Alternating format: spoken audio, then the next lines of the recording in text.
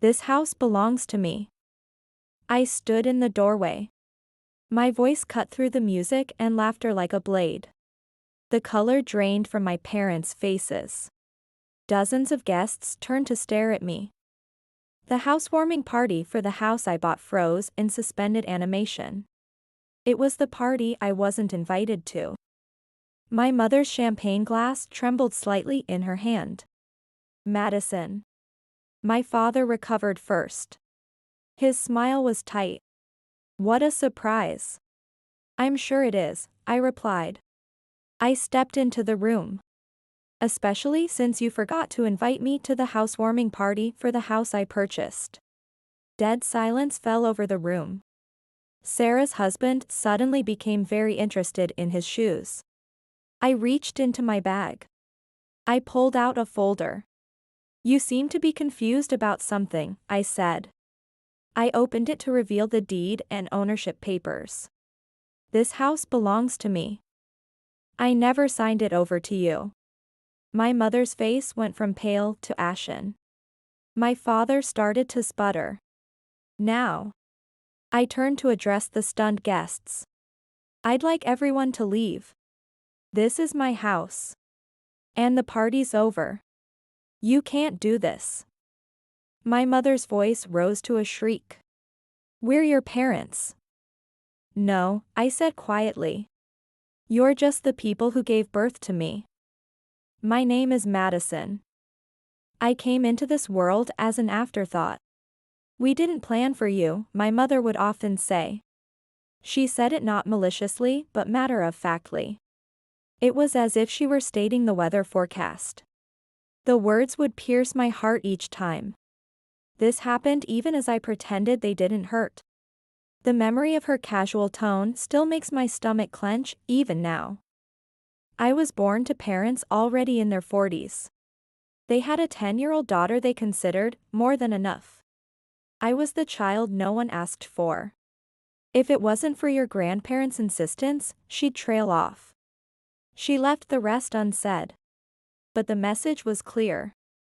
I existed because my maternal grandparents had convinced my reluctant parents to have another child. My grandparents were overjoyed at the prospect of a second granddaughter. However, my parents viewed me as an obligation they hadn't asked for. Sometimes at night, I'd lie awake. I wondered what it would feel like to be wanted from the start. To be a joy rather than a burden. My sister Sarah was already deep into her own world of teenage concerns when I arrived. She wasn't cruel or mean. She simply acted as if I didn't exist. While I played with my dolls in the corner of our shared living room, she'd be on the couch. She would be talking on the phone about boys and college applications. She was completely oblivious to my presence. Sarah honey, don't forget your SAT prep books, Mom would say. She carefully arranged them in her backpack. Meanwhile, I'd be sitting at the kitchen table. I would be waiting for someone to notice I needed help with my homework. But help rarely came from my parents. Instead of parenting me themselves, my mother and father developed a routine. This routine shaped my entire childhood. Every morning they dropped me off at my grandparents' house. You wanted her, my father would say to my grandfather. His keys jingled in his hand as he prepared to leave for work. She's all yours. Years later, I'd learn my father had grown up in a household where his own father had been emotionally distant. This was a pattern he was unconsciously perpetuating. Though he did so with a cruelty his father had never shown. My grandparents' house became my real home. They picked me up from school. They helped me with my homework. They took me to the park. They made sure I was fed and cared for. Only late at night would my parents come to collect me. They usually looked tired and slightly annoyed at having to make the trip. Madison, my grandmother would say, hugging me, goodbye, each night. You're the best thing that ever happened to us. And in those moments, wrapped in her warm embrace, I could almost forget. I could almost forget that I wasn't wanted elsewhere. This pattern continued day after day.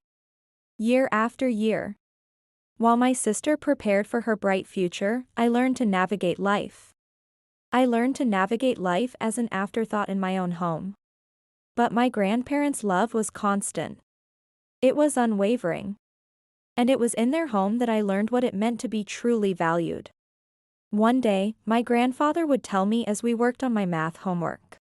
"You'll understand that sometimes the best things in life aren't planned." He'd wink at me. And for a moment, the weight of being unwanted would lift from my small shoulders. With Sarah away at college, I thought things might change at home. Maybe my parents would finally see me. The daughter who remained. I couldn't have been more wrong. Madison. My mother's voice reached me before I could even drop my backpack after school. "The house needs cleaning. Start with the bathrooms." What had once been Sarah's chores now became mine. This came along with a host of new responsibilities. The washing machine became my constant companion. I learned all its quirks and settings by heart. The housework seemed endless. "You live here. You need to contribute," my father would say whenever I showed the slightest hesitation. "Your sister always did her part." Did she really? Or was this another false narrative they'd constructed? A narrative to justify treating me like the help rather than their daughter?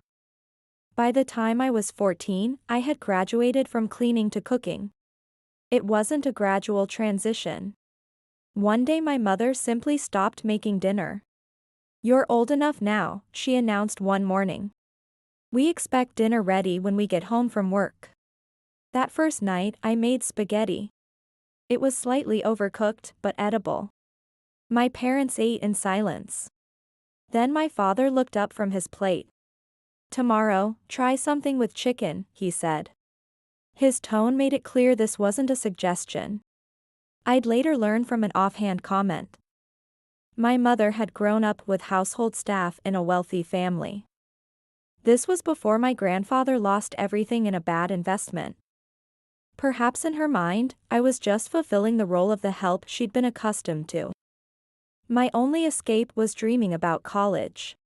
Every night after finishing the dishes, I'd retreat to my room. I would browse university websites. I'd imagine myself walking across different campuses, far away from the endless chores and cold silences. Then, when I was 16, Sarah came home with news. This news changed everything. She bounced through the front door one Sunday afternoon. She was dragging a tall, well-dressed man behind her. "Mom, Dad," she squealed. "This is James. We're engaged." You'd think someone had just announced they'd won the lottery. My parents literally jumped from their seats. My mother was crying tears of joy. My father was already pulling out his phone to call relatives. "We'll pay for everything," my mother declared, hugging Sarah. "Our first daughter's wedding has to be perfect." First daughter. Not eldest daughter. Just first. As if I were merely a second iteration. A backup copy that didn't quite matter as much. The wedding preparations consumed our house for months. Every conversation revolved around flowers, venues, and guest lists. Money seemed to flow like water. Designer dress. Premium vendors. Top-tier everything. My grandparents attended the wedding. But they seemed uncomfortable with the extravagance. I caught my grandmother frowning at the ice sculpture. It probably cost more than a semester of college tuition. Grandfather just shook his head at the champagne fountain. But they kept their thoughts to themselves. Standing in that lavish reception hall, I watched my parents beam with pride at Sarah. I couldn't help but wonder if they'd ever look at me that way. Would they ever celebrate my achievements with even a fraction of this enthusiasm? 2 years later, I sat at our dinner table. 3 college acceptance letters were spread before me. After years of playing Cinderella while maintaining straight A's, I'd been accepted. I'd been accepted to all my top choices. My heart raced as I told my parents the good news. "That's nice," my mother said. She didn't look up from her plate. "But we can't pay for it. We spent all our savings on your sister's wedding. We even took out a loan for it. There's nothing left for college." "But you paid for Sarah's college," I stammered. "That was different," my mother replied. "We saw potential in her." The silence at the dinner table was deafening after my mother's words about potential. I sat there. My acceptance letters suddenly felt heavy in my hands. My parents continued eating as if they hadn't just shattered my dreams. "You should get a job," my father said between bites. "Save up some money. Take out a student loan. That's what responsible adults do." In that moment, something inside me hardened. A realization came to me. No matter what I achieved, I would never be enough for them.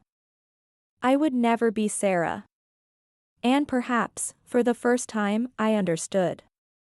That might be a blessing rather than a curse. I left the table without being excused. This was something I'd never dared to do before. My hands were shaking as I grabbed my phone. I called my grandmother.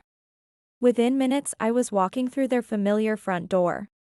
Tears were streaming down my face. "Oh, sweetheart."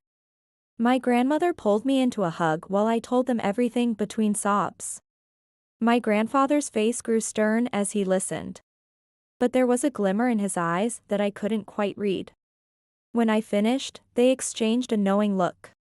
"Madison," my grandfather said, taking my hand. "We've been expecting something like this." "What do you mean?" "We watched how they've treated you all these years," my grandmother explained. "How they spent money on Sarah's education, her wedding. We knew they might do this to you."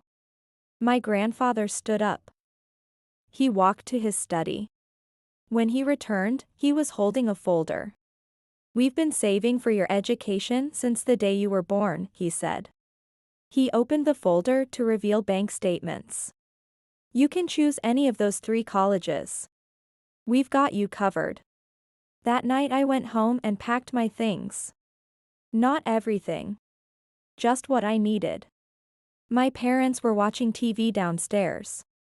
They barely looked up when I told them I was moving in with my grandparents. "Whatever you think is best," my mother said. Her eyes never left the screen. Was that relief I heard in her voice?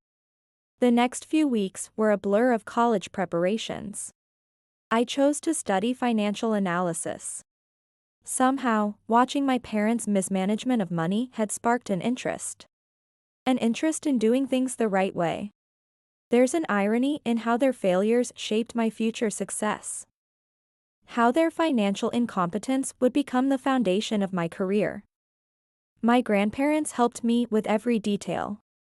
From filling out forms to buying supplies.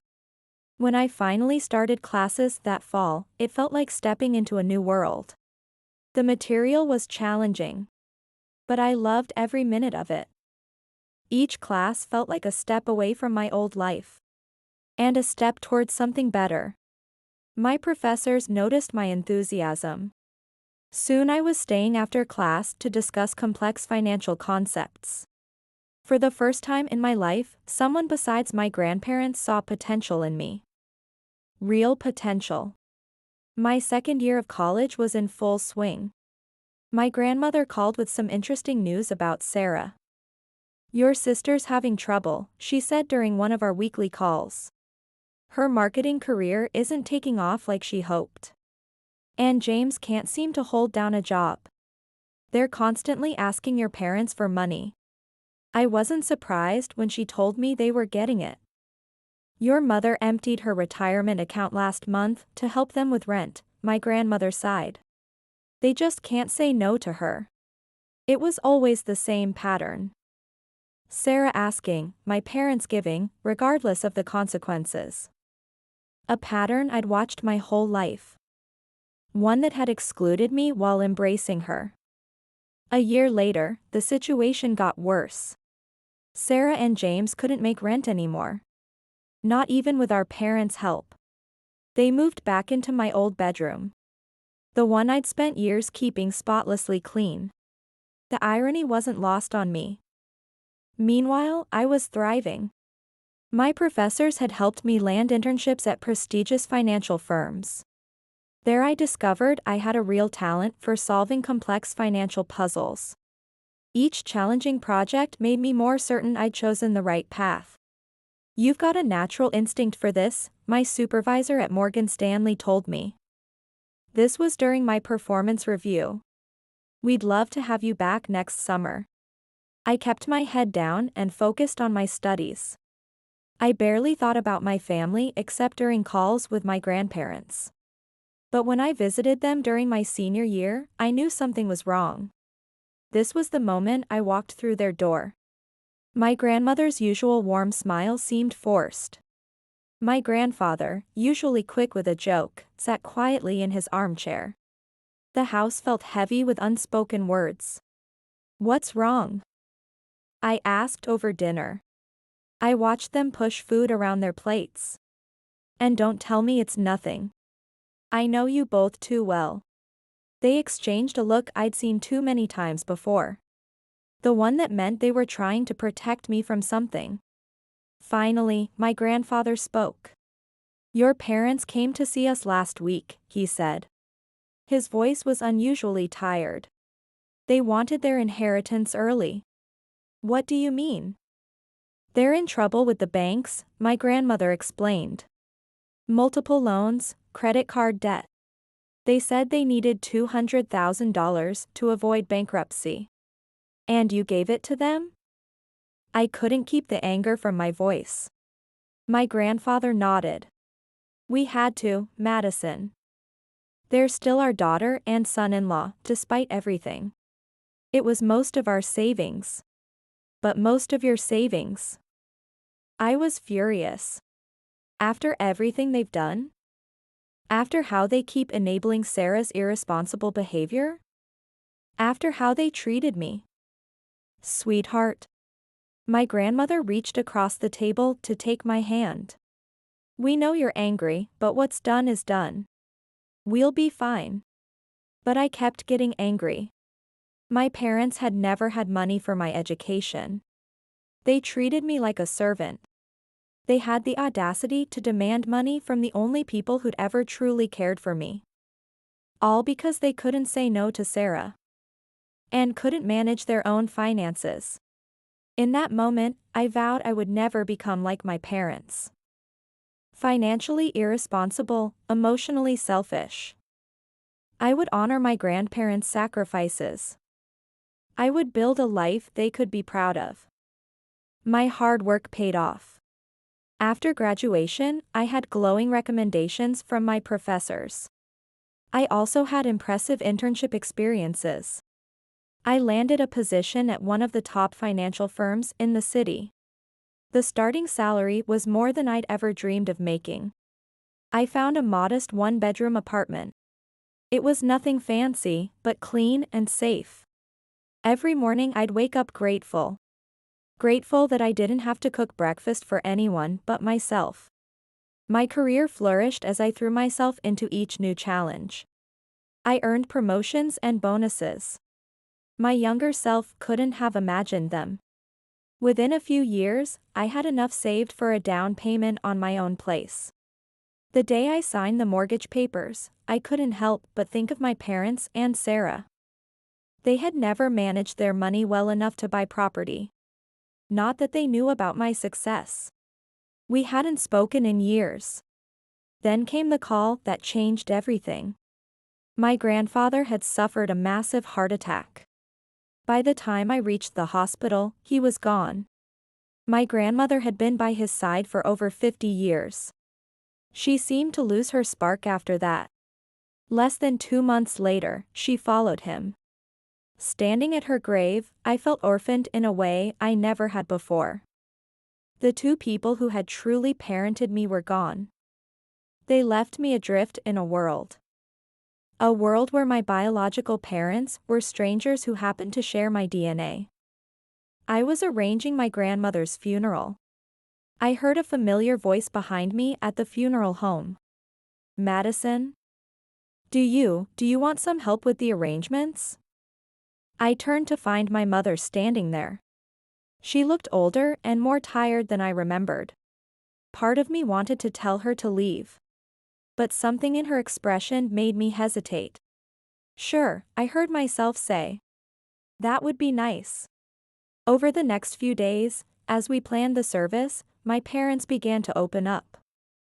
They were struggling, they admitted. Retirement hadn't been kind to them financially. We barely make ends meet, my father confessed one afternoon. This was while we were picking out flowers. And with Sarah's twins. Twins? This was news to me.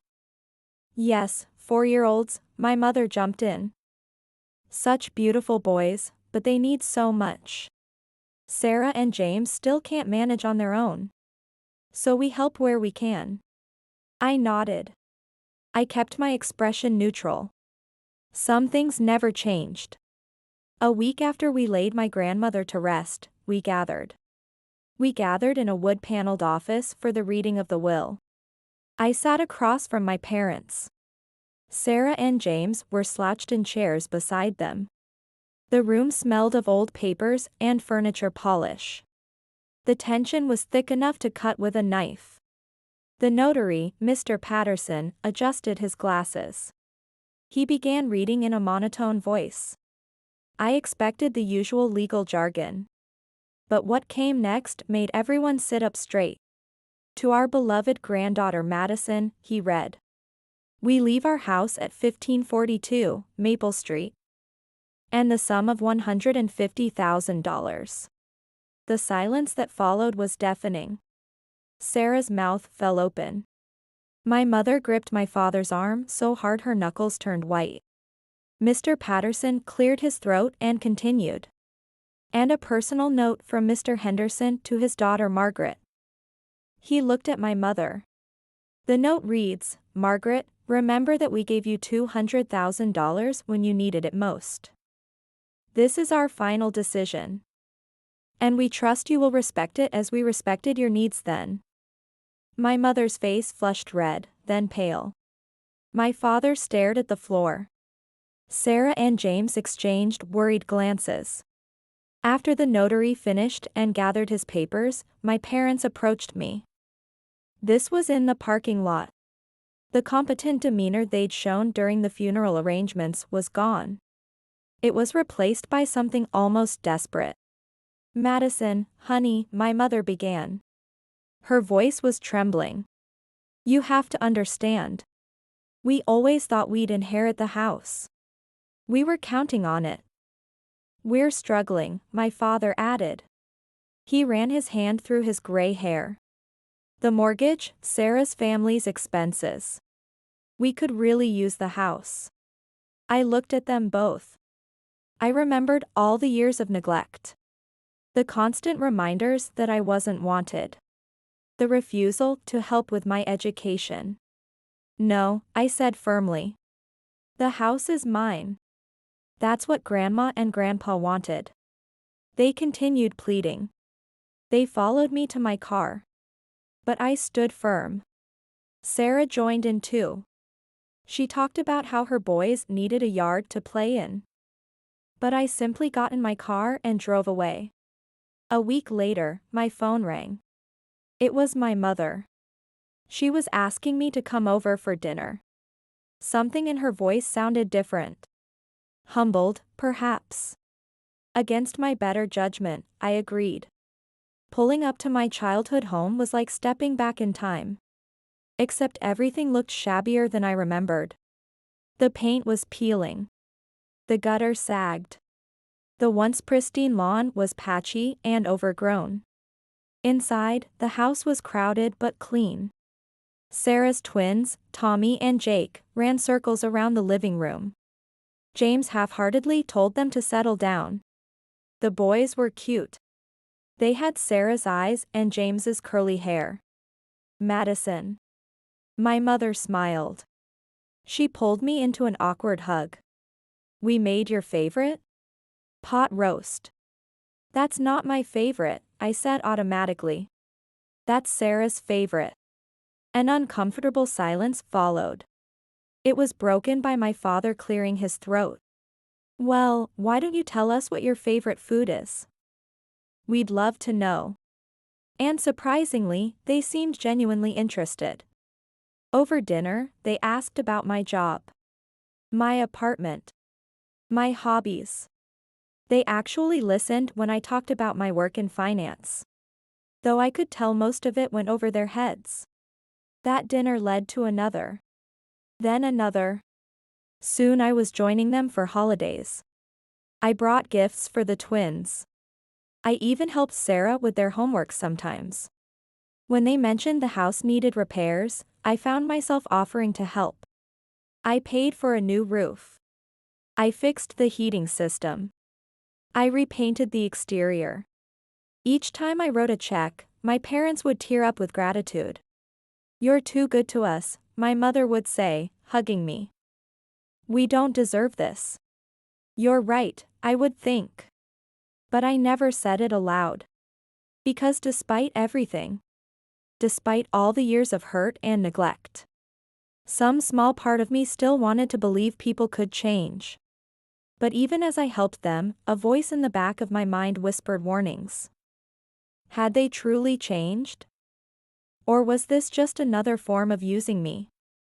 I pushed the doubts away, wanting to believe in redemption. The years passed. My career continued to flourish. Each promotion brought new opportunities. My investment portfolio grew substantially. Meanwhile, my relationship with my parents seemed to strengthen. They were getting older. Both were over 70 now. I found myself wanting to do something meaningful for them. "I've been thinking," I said during one of our Sunday dinners. I watched my father struggle up from his chair. "This house isn't really suitable for you anymore. I want to buy you a new house. Something single-story with a nice garden, but easier to maintain. Something that would be comfortable for your retirement years." Their reaction surprised me. Actual tears of joy. We spent the next few weeks house hunting together. We finally found the perfect place. A beautiful ranch-style home in a quiet neighborhood. It had wide doorways and no stairs. After closing my checkbook, my parents couldn't stop talking about how excited they were. "We need to have a proper housewarming party," my father declared. "Let us arrange everything.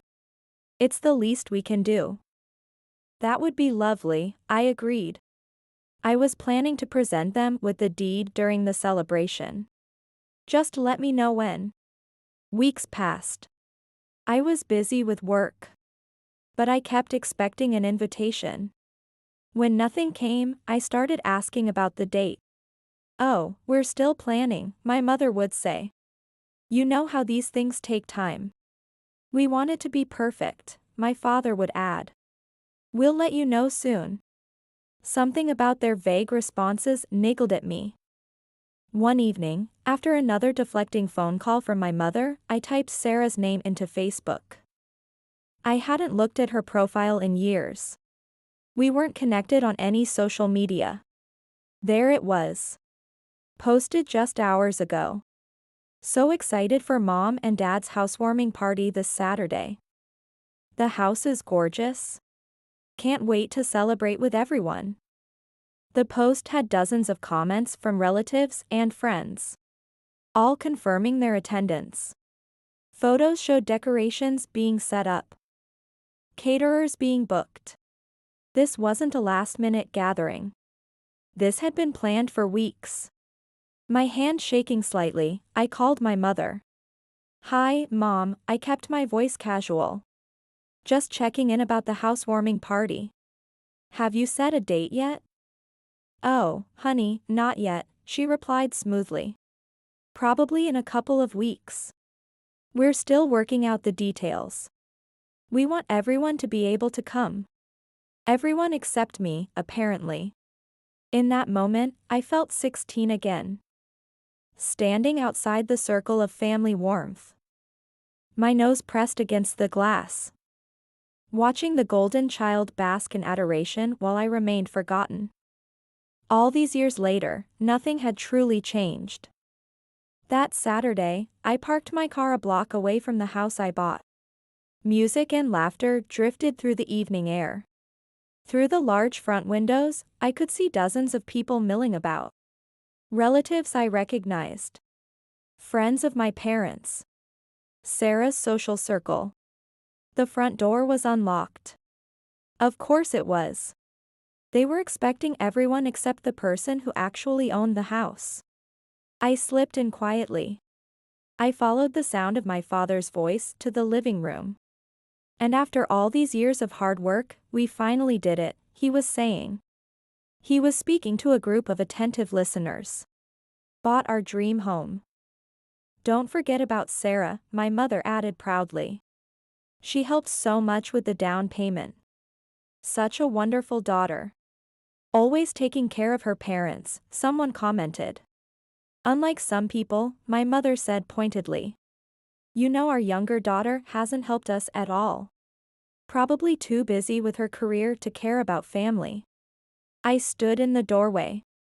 Heat rose to my face as I watched this performance. Sarah beamed beside them.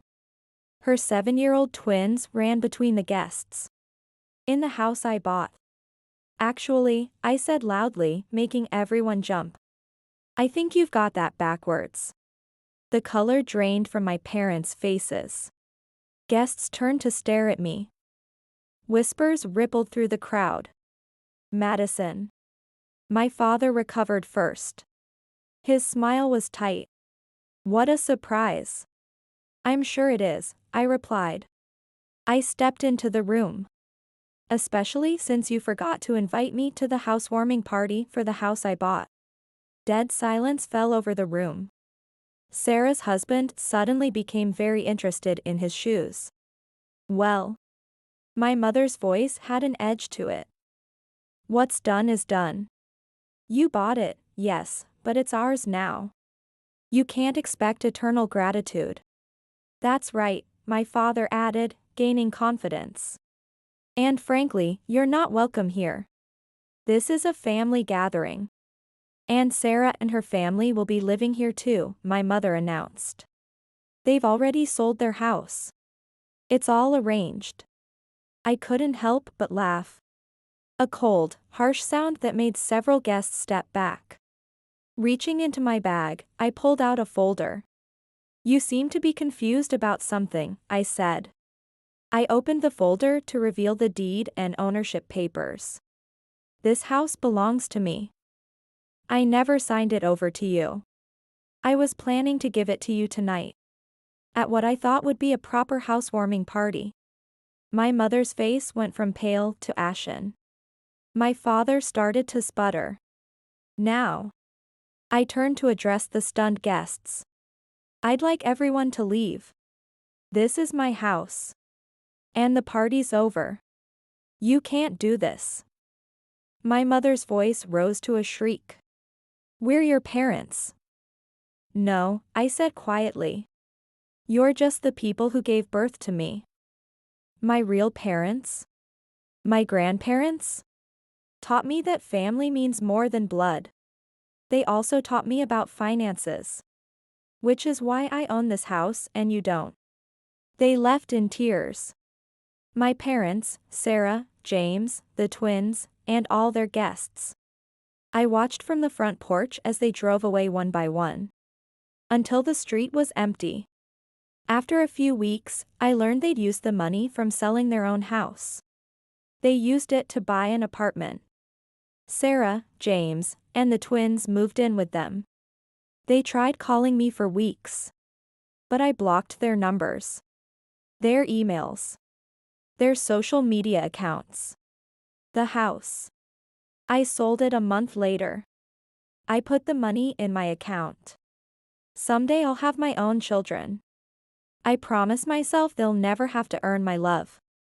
Or compete for my attention. Unlike my parents, I'll love my children equally and unconditionally. The way my grandparents loved me. As I close this chapter of my life, I find myself grateful. grateful for the lessons learned through pain. My parents and sister taught me what family shouldn't be, while my grandparents showed me what it could be. Perhaps being an afterthought wasn't a curse after all. But it was the path that led me to become the person I am today. Strong, independent, and finally free. Free of the need for approval that was never going to come.